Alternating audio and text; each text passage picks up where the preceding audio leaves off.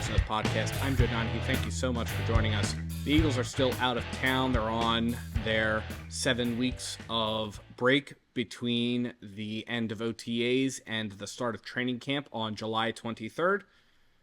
But there is a major sports event that is coming down the pipeline that fans around the country are preparing for, and really around the world are preparing for, and that is the 2024 Paris Olympic Games, which will start up at the end of July. Opening ceremonies are on July 26th, but there are lots of Olympic activities happening now, and this is an area that is of particular interest to football fans, because for football, flag football specifically, it will become a Olympic sport in Los Angeles in 2028.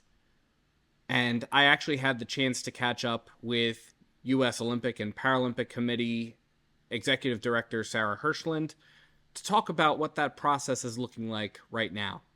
Yeah, good question, Joe. I actually was on the phone with Scott Hallenbach today, who's the CEO of USA Football. We're having lots of conversation with each of the new sports. We've had, I believe, all four in our headquarters in Colorado Springs for a bit of a 2-day orientation to what NGB certification means, what that looks like, how it works, the various aspects of support that the USOPC provides to the NGBs in our ecosystem, and the logistics around, what they can begin to expect. So we are well underway. According to the IOC's sort of doctrine, if you will, these sports become official sports, I believe, January 2025. So we actually feel a little bit ahead of the game in that we have really nice, successful, well-established national governing bodies, certainly in football. We see the same in lacrosse and squash and even USA Cricket, who at the moment is seeing some nice success. So we're feeling pretty confident and pretty ahead of the game, and are in really good conversations with all of those organizations already. And I think it will be a pretty nice, seamless process to integrate them into our community. I also got the chance to speak with International Olympic Committee Sports Director Kit McConnell about what the process looks like from an international standpoint, and in particular their partnership with the International Federation of American Football, which governs American football on an international level, and their partnership with the National Football League. We've got a very, very good working relationship since it was confirmed their place in the program. All 5 of the federations that were the additional sports for Los Angeles will be present in Paris as well to observe the games, to learn from the games, and we'll marry them up with similar sports so they can experience the Olympic Games at a wider view, but also at a very specific view in organization and delivery of sports. So they'll have that opportunity in Paris as well, but very positive relations continue with that international federation. But that's all 4 years from now. What should fans focus on today?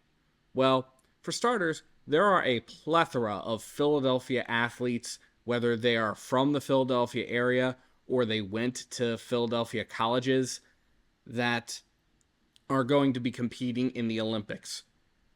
592 athletes were members of the U.S. Olympic team. 592 athletes are members of the U.S. Olympic team going to Paris this year, as well as multiple professional athletes. Jack McGlynn and Nate Harriel will be representing the United States on the men's national soccer team. Those 2 players play for the Philadelphia Union. And, of course, we know Joel Embiid will be part of the U.S. Olympic team for basketball. Now, there might be some bells ringing in Eagles fans' heads about wide receiver Devin Allen, who was on the Eagles practice squad for the last few years. The Eagles opted not to renew his contract at the end of the season, and therefore he is a free agent this year. But he was also an Olympic athlete before, first competing in the Rio Olympics in 2016. NBC 10, which broadcasts both the Olympics and Eagles preseason games in the Philadelphia area, caught up with Devin Allen, and he expressed hope to be able to be part of the team as well as the support that he's received from his former teammates. I think the support from my teammates in general has been amazing the last 2 years. Probably like 10 to 15 guys come out every year for the pit relays to watch me compete. It's pretty cool just to have a lot of support. And in preseason, right when we start training camp, Nick shows a video of like what everybody was doing in the off season. And he always pulls up a couple of my good races from the past season. So it's cool. Unfortunately, though, Devin Allen was not able to make the Olympic team. He's still recovering from injury. So because of that, there will not be an explicit Eagles connection this year. Although 4 years from now, when flag football makes it into the Olympics, who knows? We might see more overt Eagles connections in 4 years. There's plenty of other sports to be excited about. In addition to basketball and soccer, the Olympics always provide the U.S. women's national team will be back in the Olympics for the first time in 16 years. It doesn't matter. Additionally, gymnastics where you come from, doesn't matter what sport you're a fan prominently. You can all rally around behind a long history of dominating your team. So we'll see whether or not Team USA is able to continue that streak. The IOC, in addition to allowing all the national teams to appear in the Olympics, will also be fielding 2 unique teams. The first is the independent neutral athletes. These are athletes who are going to be competing in the games from countries who may have run afoul of doping scandals or may otherwise not be permitted to participate as a country. These athletes will compete under a neutral flag.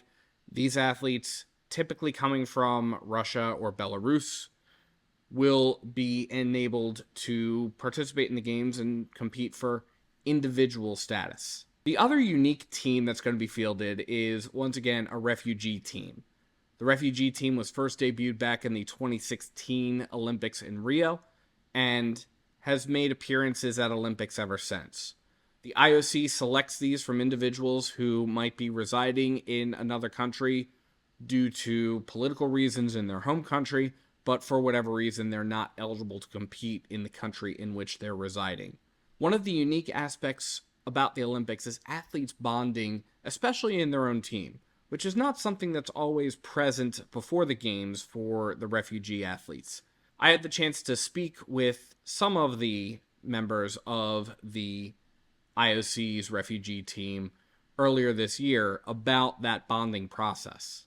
Yeah, thank you for the question. I think it is good to understand that, the refugees team represent other million of refugees. And as we know that they are coming from different nationality, but there is one common thing that they have. First of all, they are refugees. Second to that, the sport unite them to become one family. So for us, coming from different background, we consider the two mostly to be the key thing, being a refugee athlete and also to become an athlete who can compete internationally, so that you cannot consider your nationality, but having one common thing to become one family, which is the sport uniting the refugee to become an IOC refugee team to compete internationally. But the Olympics is always a moment of national pride and is always a moment where fans of every sport, fans from across the country, around the world, can unite for love of sporting events, love of sports, love of their country. And when I caught up with Troy Vincent, he spoke about the importance of being able to represent the U.S. on the world stage. Man, we could dream from the time that we can understand what this pigskin, what this ball can do for me. Man, I can play youth ball. I can play high school ball. I can go earn a scholarship and play college ball. I can play at the professional level. And now, you alluded to LA 28, the Olympics. I can now go rep my country. It has just been phenomenal to see the growth. The Olympics can be cause for quite a bit of emotion, and IOC President Thomas Bach experienced that as he visited Paris in preparation for the Games. They are ready, they are set, and you can feel this in the discussions with everybody, but also in the city. So I had a pretty emotional moment there on Saturday afternoon. It was unbelievable. You know, they had put up over the night the rings at the Eiffel Tower, and then on a Saturday we went there. I wanted to see it firsthand. Photos are nice, but so we went to the Trocadero, full of people, everybody in awe, looking at the rings and the Eiffel Tower. And then it was about sunset. And then, you know, the Eiffel Tower turned first into bronze, then into gold. In the background, you had the cupola of the Dôme des Invalides shining in gold. It was really breathtaking. And then we were waiting for a couple of minutes, and then the sun set and the rings illuminated.